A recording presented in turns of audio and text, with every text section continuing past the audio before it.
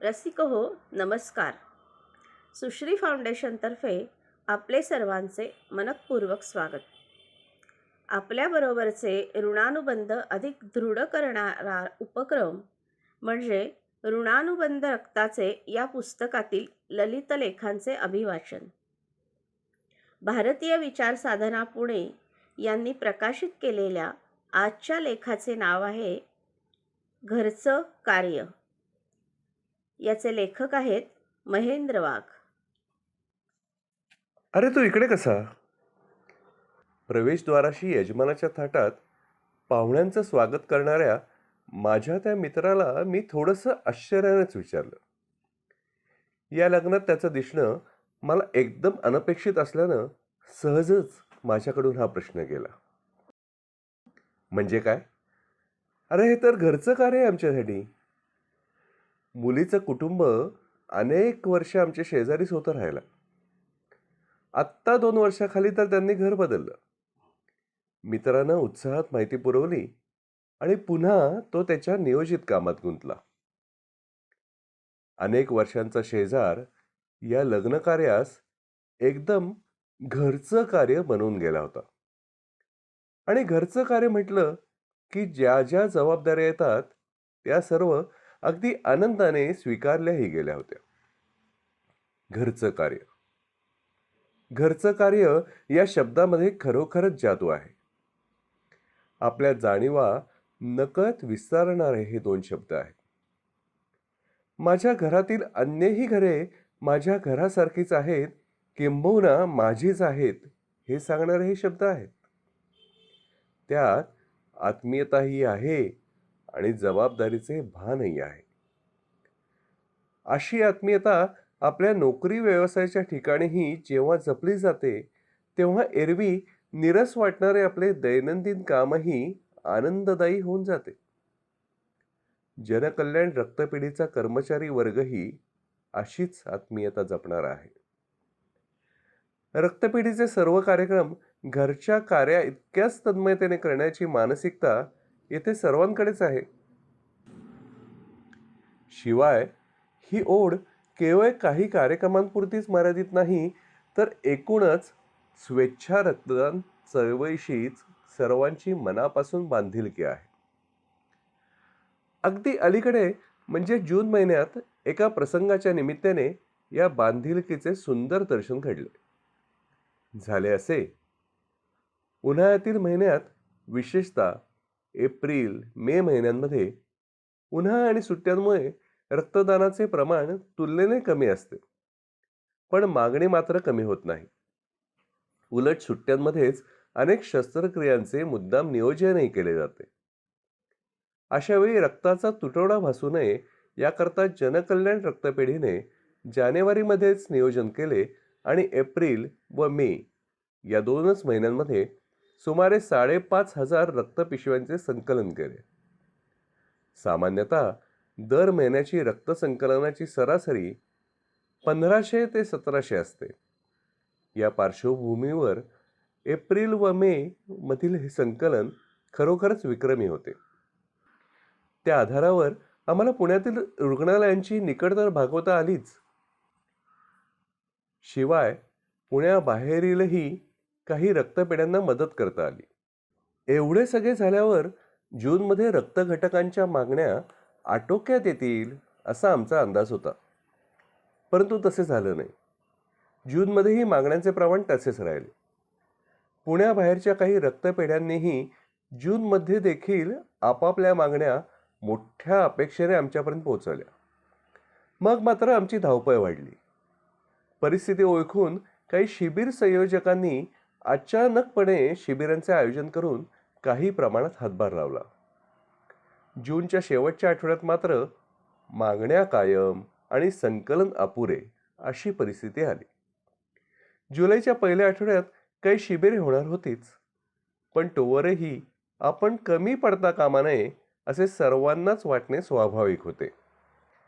अशा परिस्थितीत रक्तपेढी संचालक डॉक्टर अतुल कुलकर्णी यांनी एक अभिनव कल्पना सर्वांपुढे मांडली. ते म्हणाले, दरवेळी रक्तदान शिबिर आयोजित करणारी संस्था ही बाहेरची असते. आत्ताची परिस्थिती लक्षात घेता आपणच एक शिबिर घ्यायचे असे ठरवता येईल का? चटकन कुणाला बोध न झाल्याने डॉक्टर कुलकर्णींनी आणखी सोप्या भाषेत ही कल्पना स्पष्ट केली. म्हणजे असं की आपल्यापैकी प्रत्येकाचं एक स्वतंत्र असं वर्तुळ आहेच, ज्यात नातेवाईक, मित्र अशी मंडळी येतात. तर आपापल्या वर्तुळामधून काही नावे निश्चित करून त्यांना ठरलेल्या दिवशी रक्तदानासाठी बोलवायचं.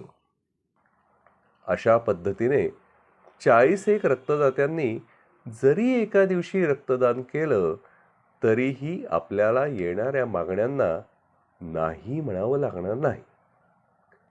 कल्पना पुरेशी स्पष्ट झाली आणि सर्वांनीच ती तातडीने उचलूनही धरली.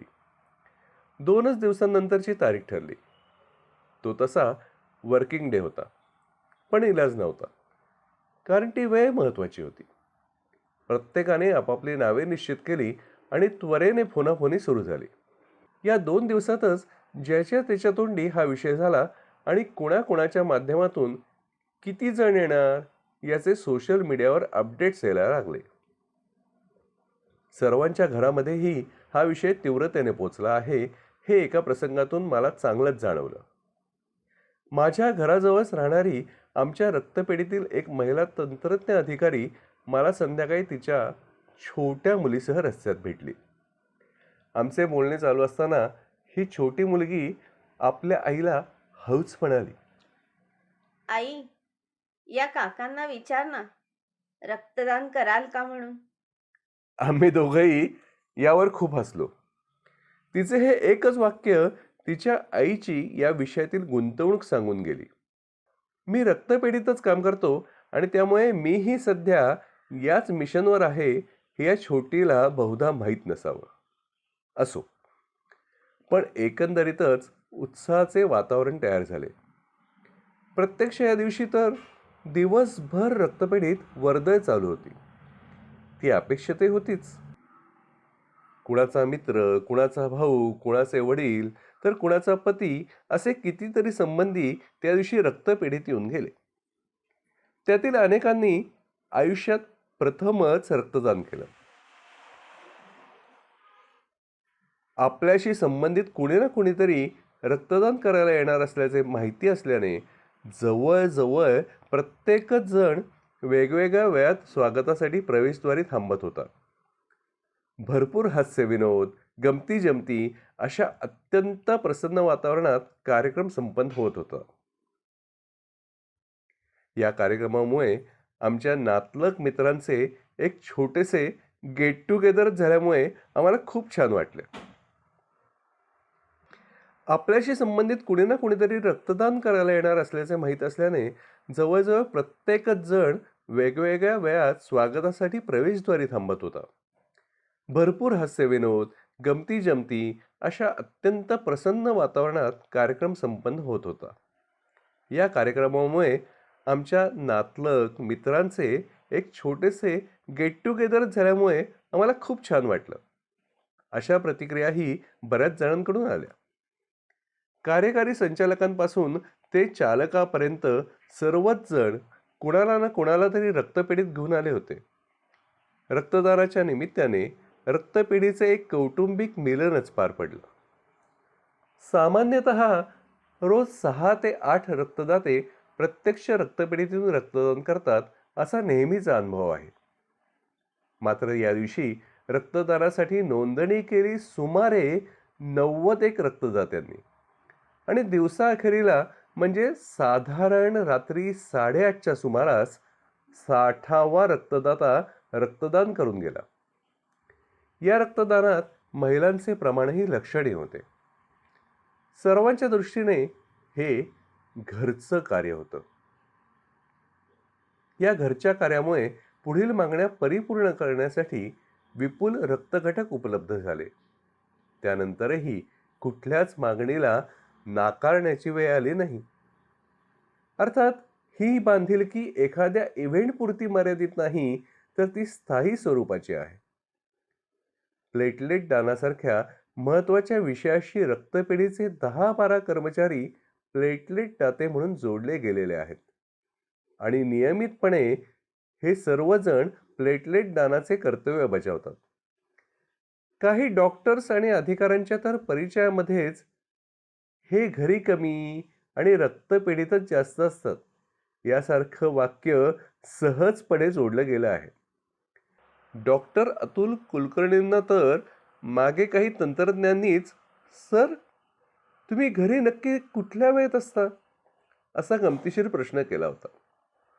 अनेक छोट्या छोट्या प्रसंगांमधून सर्वच कर्मचाऱ्यांकडून या बांधिलकीचे दर्शन घडते, कधी व्यक्त तर कधी अव्यक्त स्वरूपात.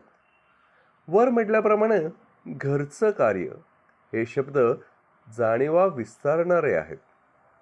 ज्ञानदेवांसारखे विरागी तर हे विश्वची माझे घर पर्यंत या जाणीवेचा विस्तार करतात. सामाजिक प्रकल्प म्हणून काम करत असताना तर अशी विस्तारलेली जाणीव हे मोठंच बलस्थान असते. जनकल्याण रक्तपेढी या बाबतीत सुदैवी आहे.